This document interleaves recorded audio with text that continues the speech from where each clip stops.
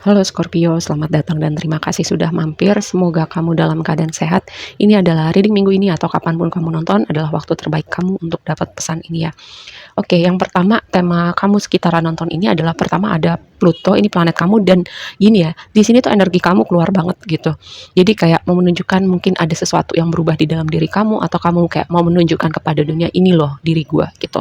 Ini ini diri gue yang sesungguhnya atau gini karena energi Scorpio Pluto itu kayak misterius, agak tersembunyi, agak tertutup dan kali ini mungkin kamu ingin ada part dari diri kamu atau sesuatu yang ingin kamu tunjukkan kepada dunia gitu ya. Pertama tadi Pluto ada kata kuncinya rebirth gitu. Jadi aku kayak mendapatkan vibe ada suatu situasi di waktu lampau gitu ya yang memberikan goncangan dan itu kayak itu tadi yang tadi aku bilang di awal, kamu ingin menunjukkan satu part diri diri kamu yang tidak kamu tunjukkan sesungguhnya kepada dunia, atau tadinya tersembunyi gitu, kamu keep itu untuk diri kamu sendiri. Makanya vibe-nya Scorpio itu seringkali misterius, seringkali tertutup, tersembunyi.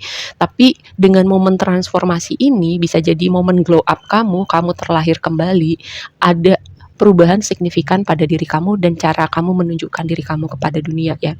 Um, Juga terus energi berikutnya Aquarius gitu, kata kuncinya kolaborasi. Kita nggak bicara Aquarius sebagai zodiak tapi energinya Aquarius gitu. um, Tadi perubahan diri kamu bisa jadi ya berhubungan dengan karena tadi ada vibe seperti menutup diri atau menjaga jarak gitu ya. Kamu sangat selektif untuk membiarkan orang lain masuk ke dalam hidup kamu. Sekarang kamu pelan-pelan membuka hati, membuka diri, belajar untuk meminta tolong. Bahkan mungkin ya selama ini mungkin kamu tidak mau merepotkan, gak enakan atau terlalu independen. Sekarang kamu belajar gitu meminta tolong atau membiarkan orang lain untuk masuk dalam dunia kamu. Mungkin selama ini hanya di level permukaan seperti itu ya. Lalu yang berikutnya ada Merkuri. Merkuri ini berbicara tentang komunikasi, ide-ide, pemikiran. Jadi sekitaran kamu nonton reading ini akan ada komunikasi yang signifikan bisa jadi. Lalu yang kedua pertukaran ide gitu dengan orang-orang tertentu atau kamu yang itu tadi part kamu menunjukkan diri kamu itu sesuatu yang berhubungan dengan filosofi kamu, pemikiran kamu atau belief system kamu yang mungkin selama ini kamu misalnya nggak bagikan kepada dunia atau kamu simpen sendiri gitu buat diri kamu gitu, apa yang kamu pikirin, apa yang kamu rasakan, pemikiran kamu tentang hal-hal tertentu semacam kamu ya udahlah ngapain juga dibicarakan gitu. Tapi sekarang kamu lebih open gitu dengan hal itu ya, dengan kombinasi energi ini. Lalu advice-nya di sini ini release negativity gitu untuk melepaskan misalnya kebiasaan tertentu, cara berpikir tertentu atau negativitas cara kita melihat diri kita kan seringkali kita punya dialog-dialog yang sebenarnya bukan fakta yang sebenarnya, kita terlalu keras sama diri kita. Nah, di situ kamu aware gitu. Hal-hal mungkin ya, kamu mengatakan hal-hal tertentu yang sepertinya kamu tuh keras banget sama diri kamu. Nah, ini contoh misalnya kebiasaan tertentu juga. Terus kalau misalnya ada hubungan-hubungan tertentu kamu perlu ngasih boundary seperti itu. Oke, energi kamu Six of Swords sama Journey yang mengkonfirmasi Six of Swords ya. Ini nih perjalanan banget, transisi banget. Yang tadi aku bilang di awal, ada sesuatu yang bertransformasi signifikan. Kamu terlahir kembali versi diri kamu yang bahkan mungkin kamu nggak pernah tahu bisa ada di titik ini. Terus transformasinya juga kuat banget energinya karena perjalanan Six of Swords itu berlayar ke air yang tenang, meninggalkan badai gitu, meninggalkan apapun yang ada di belakang dan Journey itu kayak excited dengan suatu perjalanan baru gitu ya. Kamu masukin suatu chapter, seringkali kita nggak tahu sih, tapi kita tetap melangkah dengan optimis. Nah, yang jadi blessing kamu adalah Queen of Cups dan Six Chakra. Ini chakra ke-6, chakra spiritual.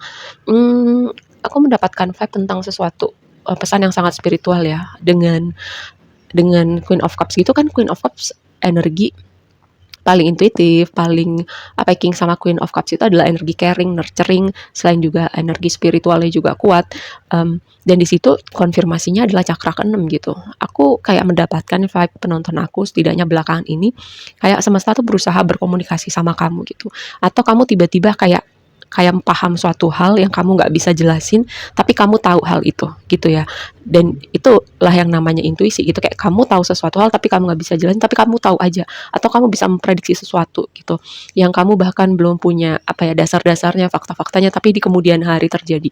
Atau kamu kayak misalnya clairvoyant, claircognizant, hal-hal semacam itu di mana ketika aktivasi chakra 6 7 gitu ya, itu menurut aku kayak kita bisa menangkap atau kita bisa mendownload informasi yang langsung dari alam semesta gitu. Dan ini melihatnya sebagai blessing kamu, entah kamu punya ide brilian, entah kamu bisa melihat jauh ke depan, memprediksi sesuatu hal, atau bakat spiritual kamu lebih melejit lagi. Terus dengan Queen of Cups ini juga bisa sosok seseorang ya yang mungkin akan datang di hidup kamu yang caring, yang nurturing, nggak harus selalu tentang hubungan romantis sih, tapi bisa juga sosok yang ada suportif buat kamu. Tapi di sini juga aku melihat energi love-nya kuat juga sih. Selain tadi energi kamu keluar banget, energi love-nya juga keluar banget gitu. Spesial buat kamu yang bertanya terutama. Kalaupun kamu sudah ketemu seseorang atau sudah menjalani hubungan, akan ada improvement dengan hubungan kamu gitu. Nah, yang jadi tantangannya adalah King of Swords dan Thinking Man gitu. Ini dua energinya, nah ini adalah energi yang berpikir gitu ya.